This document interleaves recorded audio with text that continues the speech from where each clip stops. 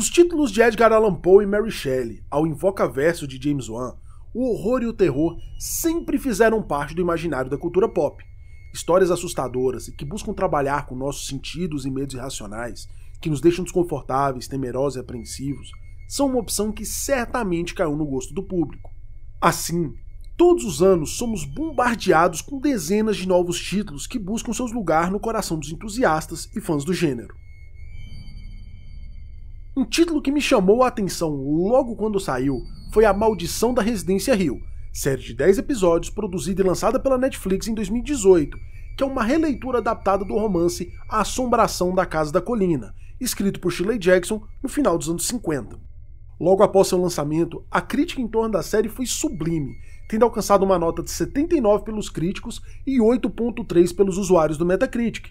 Também no Rotten Tomatoes, a série alcançou um score de 93% de aprovação.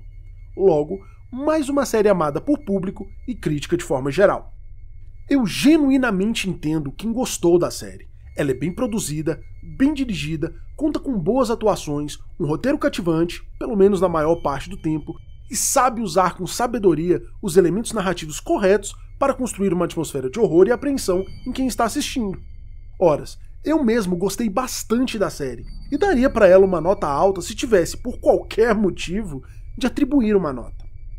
Mas, e sempre tem um mas, nem tudo são flores mortas e sustos perfeitos na Maldição da Residência Hill, uma vez que, apesar de ser uma boa série, ela representa com clareza um dos maiores, se não o maior, problema das histórias de terror modernas. Antes de falar sobre o erro cometido tanto pela Maldição da Residência Hill como por outras diversas obras de horror modernas, eu preciso primeiro falar sobre a minha iniciação no horror e qual minha origem dentro da temática. Afinal de contas, foi ao confrontar essa origem que eu percebi o problema no horror moderno. Quando eu era apenas um jovem com frinha, lá com os meus 10 ou 12 anos, eu aprendi a magia da leitura assídua com livros como O Hobbit, Harry Potter e Conan, totalmente inspirado no hábito constante e nos gostos do meu pai. Ali, certamente, eu ainda não estava nem próximo de desenvolver minhas próprias preferências. Era um momento de construção de fundações, de espelhamento mesmo. Todas aquelas primeiras obras me marcaram profundamente, mas creio que nenhuma delas me marcou tanto como o livro que, inadvertido sobre a temática, resolvi ler pelo simples fato de que meu pai havia acabado de terminá-lo pela enésima vez. Um Sussurro nas Trevas, de H.P. Lovecraft. Eu admito que naquele momento eu não conhecia nada sobre o autor, nada sobre a temática e absolutamente nada sobre os mitos. Embarquei assim totalmente às cegas, começando já de cara pelo conto A Cor que Caiu do Céu, hoje retraduzido para A Cor que Caiu do Espaço.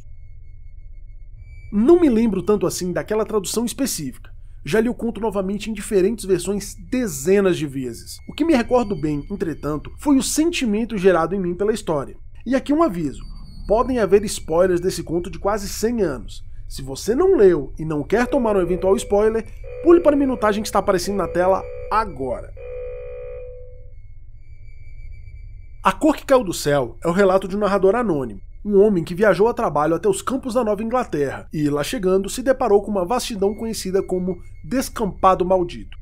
Intrigado pelas sensações que andar pelo descampado lhe trouxe, busca então o mais antigo e agora único morador da região, o ermitão Ame, o último homem a se lembrar como toda aquela região se tornou um deserto cinzento. Ame, então, conta a ele a história de seu amigo Nohum e da família Gardner, que moravam nas terras do descampado, e de como tudo aquilo foi causado após a queda de um objeto vindo do espaço. Ame relata com detalhes como, após a queda do objeto celeste, a própria natureza das coisas foi se distorcendo, como os frutos eram grandes e vivazes, mas cuja polpa tinha sabor intragável, como as próprias árvores cresciam frondosas e as flores grandes, mas exibiam um aspecto de luz que não era possível identificar.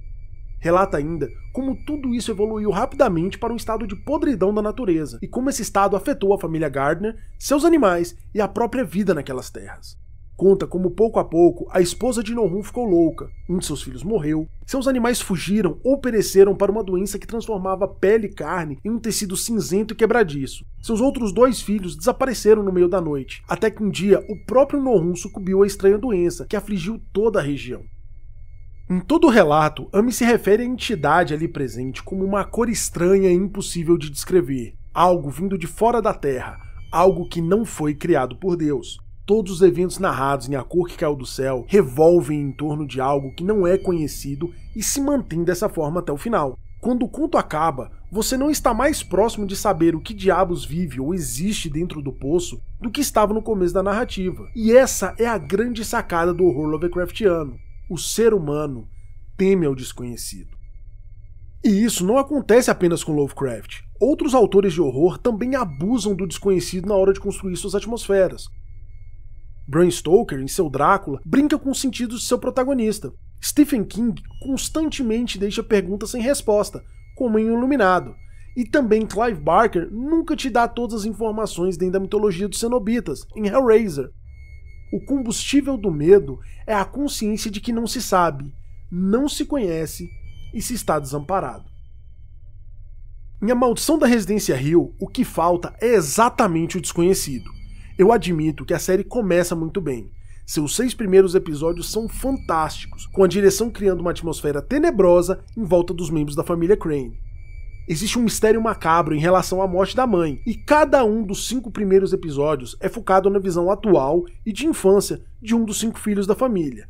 E todos eles, sem exceção, têm contatos e problemas com o desconhecido e o inexplicável. Um destaque aqui para a filha mais nova, Eleanor Crane, que tem seu arco construído em torno da paralisia do sono e da Broken Neck Lady, ou Moça do Pescoço Quebrado, uma aparição que constantemente a aterroriza. O problema realmente começa no episódio 7, quando a série se encaminha para seu desfecho, e as perguntas começam a ser respondidas. Eu entendo, nem toda história de horror precisa estar envolta em mistérios totalmente insolúveis.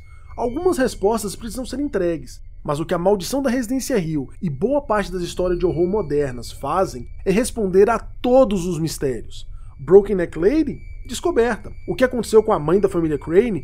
Descoberto. Por que a casa é amaldiçoada? Descoberto. Quem é a garota estranha? Descoberto. O que está por detrás da porta vermelha? Descoberto. Todos os mistérios são respondidos. Se, de forma geral, o sentimento de horror é a resposta de nosso inconsciente sobre algo que não podemos explicar, tudo o que a série constrói em seus 6 primeiros episódios, toda a atmosfera de tensão e pavor, todas as perguntas que têm por função nos prender à trama, são desfeitas a cada explicação nos 4 últimos episódios, encaminhando a história para um final que, francamente, beira o alívio. Não que toda história de horror precise de um final desesperador ou trágico. Podem haver boas histórias de horror com finais que geram alívio, mas se esse alívio é atingido através da solução de cada mínimo mistério, você simplesmente está estragando uma boa história. E não é apenas A Maldição da Residência Hill que cai na onda das infinitas explicações. Outros expoentes do horror moderno, como O Chamado, O Grito, também não deixam pontas soltas. Vários filmes do Invocaverso de James Wan, como A Freira e Annabelle, também são afetados, já que conforme a trama se desenvolve, o mistério em torno do sobrenatural vai se tornando cada vez mais aparente, palpável e obsoleto. São tantas aparições e jumpscares que ao final do filme o sobrenatural já está totalmente banalizado. Até mesmo o próprio filme inspirado na obra de Lovecraft e lançado em 2019, com o exato mesmo nome do conto, não consegue construir uma narrativa de horror que realmente apele para o medo irracional, sem dispositivo a todo instante, em parte para não parecer confuso, e em parte por uma tentativa constante de referenciar momentos marcantes da obra original, ao que ele falha miseravelmente. Não há na versão cinematográfica de A Cor que Caiu do Céu nada que chegue perto do sentimento perturbador que o conto incute no leitor de que estamos diante de algo que a mente humana não pode conceber.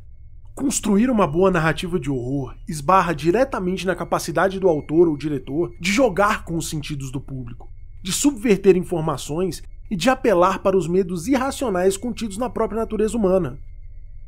Filmes como Gravidade, que nem é um filme de horror, conseguem, mesmo sem o foco próprio, apelar para esse medo irracional, ao soltar a personagem de Sandra Bullock na imensidão do espaço.